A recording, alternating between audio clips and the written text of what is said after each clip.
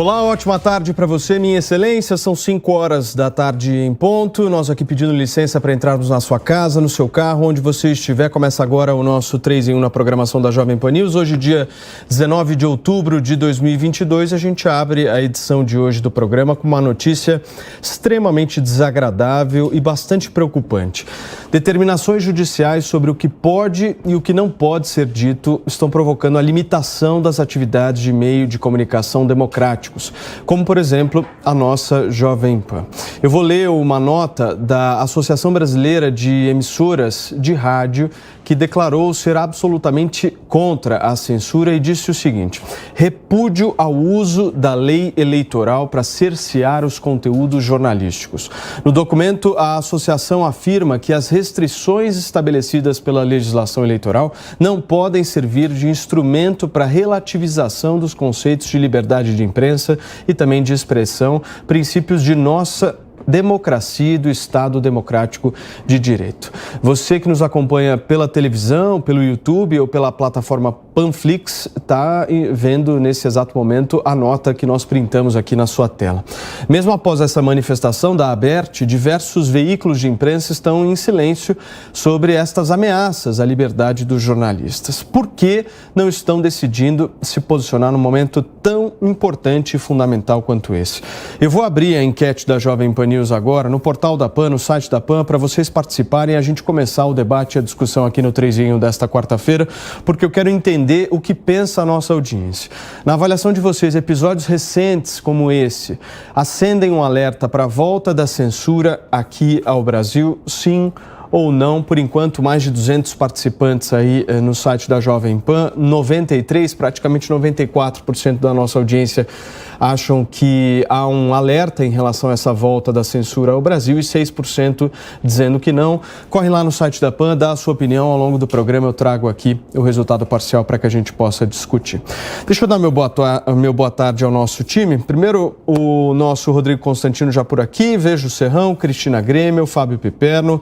Time, ótima tarde a vocês. Ontem eu me despedi aqui de todos vocês dizendo que até amanhã, se deixarem, né? Se permitirem com que a gente pudesse voltar. Pelo menos hoje nós conseguimos estar aqui novamente.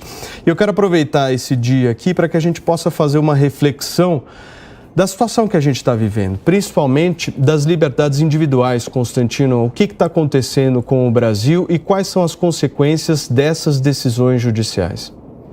Boa tarde, Paulo. Boa tarde a todos. É o momento mais sombrio e preocupante do nosso país que eu me lembre, né? Nem no regime militar tinha censura dessa maneira, tão escancarada e prévia, né? Perseguição a veículos de comunicação independentes, porque esse papinho de justiça eleitoral e cobrar isonomia é uma piada de muito mau gosto, né? Ou alguém está cobrando isonomia da Globo News, que só demoniza Bolsonaro, né? A gente pode até fazer um teste aqui, o Piperno já mencionou várias vezes que o presidente é genocida, já falou que ele nem ser humano não acontece nada, né? Acho que ele pode até repetir hoje esse teste, se ele quiser. Mas se a gente falar do Lula, algumas verdades, né, aí vai ter problema. Então, de novo, Paulo, o Brasil vive uma ditadura de toga. Alexandre de Moraes passou de todos os limites, precisa de um freio urgente, né? A coisa está perigando muito e é assustador ver gente passando pano para isso porque acha que vai ficar restrito ao bolsonarismo, esse grau de arbítrio, de ataque, de censura, né? E o que me causa muita espécie também é ver jornalistas, alguns até da casa, né? O que é no mínimo irônico, mostra que eles têm mais lealdade ao PT do que à empresa ou à liberdade de expressão, né, do jornalista. Mas jornalistas aplaudindo isso. Jornalistas, gente da CNN, da Foice, da Folha de São Paulo, da Globo, gente dizendo é isso mesmo, né? Lei eleitoral. E alguns até dizendo assim, não precisa parar aí não basta isso, tem que ir atrás, por exemplo, de quem financia a Brasil Paralelo, disse o Kennedy Alencar, né? Sem saber, talvez, ou sabendo provavelmente, mas sendo desonesto como sempre foi, que 400 mil assinantes financiam Brasil Paralelo, o que dá uma receita de mais de 5 milhões de reais por mês. Acho que é muito mais que isso até, que tem outros produtos e tudo. Então, de novo, Paulo, nós estamos diante de uma palhinha, de uma pequena demonstração do que vai acontecer com o Brasil se o PT vencer. O PT nunca se importou com censura, ele olha Cuba com admiração, Nicarágua com respeito e é incapaz de criticar. Agora, no último debate, teve toda a oportunidade do mundo, até a Vera Magalhães ficou triste, né? Poxa, o Lula não critica a Nicarágua e Daniel Ortega. Eles miram nesses exemplos, né? E o Lula, inclusive, está confessando o crime futuro. Ninguém vai poder alegar surpresa ou ignorância.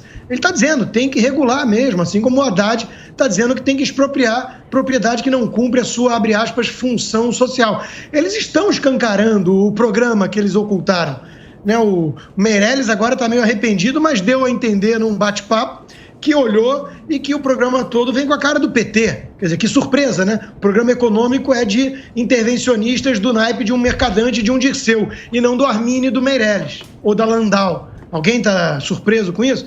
Então, de novo, né, a gente tem que falar muito a sério aqui. Eu tiro meu chapéu para a coragem da Jovem Pan de encarar essa briga contra todo um sistema podre e carcomido. E se eles vencerem, acabou o Brasil, aí vai virar todo mundo pena de aluguel, o que muitos desses já são, né? Eles adorariam que o Brasil fosse China, desde que os cofrinhos deles estivessem irrigados. E eu não aceito isso. Eu defendo valores e princípios acima de tudo, a liberdade individual desde sempre, com a minha coerência. Eles não vão me calar. Podem me mandar para um gulag, mas até lá eu vou continuar chamando ladrão de ladrão e falando que a minha liberdade não tem preço. Piperno, nós estamos num período eleitoral em que a legislação eleitoral ela acelera por muitas vezes a resposta da justiça em determinados procedimentos. Como é que a gente pensa uma legislação eleitoral que não termine em censura? Boa tarde aos colegas, boa tarde à nossa audiência, inclusive aqui no estúdio, audiência ilustre. Paulo, a primeira coisa é que a lei tem que ser cumprida. E aí a lei, ela prevê mecanismos, por exemplo, de reparação a candidatos, a políticos que se sintam, de certa forma, ofendidos, sem que você tenha que determinar a censura a veículos de comunicação.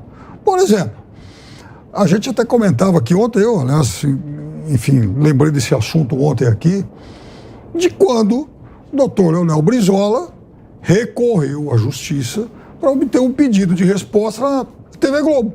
E aí, Leonel Brizola conseguiu lá uns minutos para argumentar dentro do Jornal Nacional. Então, hoje, por exemplo, quando um candidato ofende o outro no horário eleitoral, todos nós que já vimos várias campanhas, a gente se acostumou a ver os famosos direitos de resposta. Então o cidadão ia lá, ganhava 1 minuto, 2, 5, dentro do horário pré-determinado ao outro, ao suposto agressor. Sem que isso esbarrasse nisso que a gente está vendo hoje, né? De censura mesmo, né? E isso tem que ser dito a veículos de comunicação. E vejam, isso é só o começo do caos. Porque quando começa assim, quando inicialmente você vai, censura um veículo de comunicação, daqui a pouco outro, daqui a pouco mais outro, de repente ninguém mais tem liberdade, porque ninguém mais vai saber qual é a fronteira, onde é que eu posso ir. Liberdade é ou não um bem, um direito, um ativo irrestrito de cada um de nós. Quer dizer, a gente começa a perder esses referenciais e aí a gente vai voltar, por exemplo, para a época do corre o risco de cair na época do AI-5, quando se não apenas se censuravam veículos, como depois ia-se além, quer dizer, assassinando jornalistas. Primeiro você matava as liberdades e depois o regime assassinava os donos da pena.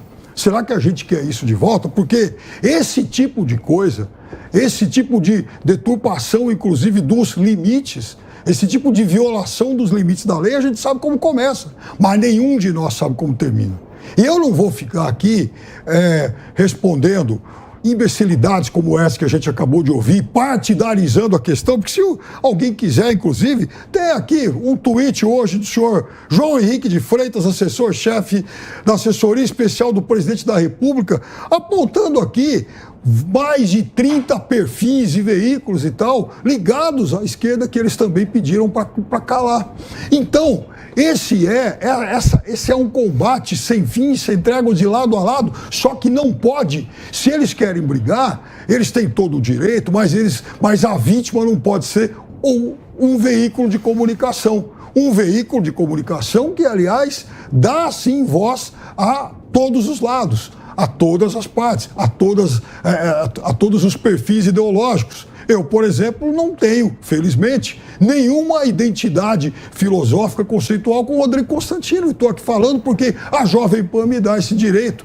E, aliás, estou muito feliz em estar aqui por isso. Até porque, já disse isso aqui há algum tempo atrás, repito agora, sem nenhum problema, que eu jamais, em qualquer outro veículo de comunicação, eu tive a liberdade para fazer as críticas que eu fiz aqui. Né?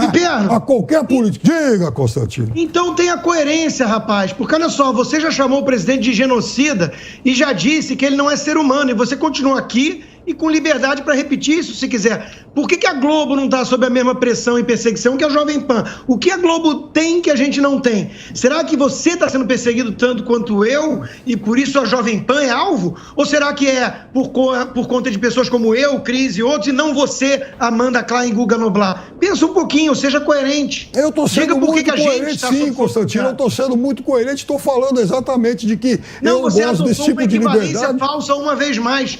Todos os veículos, todos os lados, é uma ova. Todos os veículos é uma ova. É a Jovem Pan porque tem gente independente, não militante de PT apenas. Então, veja, por que a Globo está tranquila com a sua falta de isonomia e a sua demonização do Bolsonaro? Por que lá pode fazer o que faz? E a gente é perseguido por você? É você e a Amanda Klein que atrai o ataque do TSE? Constantino, eu quero dizer uma coisa para você. Eu não tenho a pretensão de ser um ombudsman. Eu não vou comentar o que está acontecendo lá. Eu não vou comentar mesmo. Não vou cair nessa, não. Até porque é mais uma empulhação que você quer jogar ao ar. Né? Então, ao Léo aí. Então é o seguinte, isso a gente sabe como começa, a gente não sabe como termina. É por isso que na casa da minha prima, que está registrado no meu endereço, chegaram 5 cartinhas do TSE. Eu vou falar um negócio pra você. Chamou o presidente de desumano e genocida. E você sabe de uma coisa, Constantino? E você sabe de uma coisa? Eu já contei aqui pros amigos aqui que domingo eu encontrei o doutor Zanin e fui lá perguntar para ele, falei, doutor Zanin, por que eu tô intimado? O que eu fiz para estar intimado?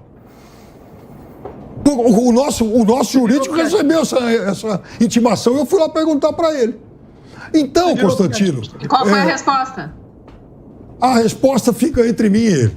Eu me reservo direito. Né? Eu me reservo direito. Que nós somos imparciais. Foi algo nesse estilo, tá na cara.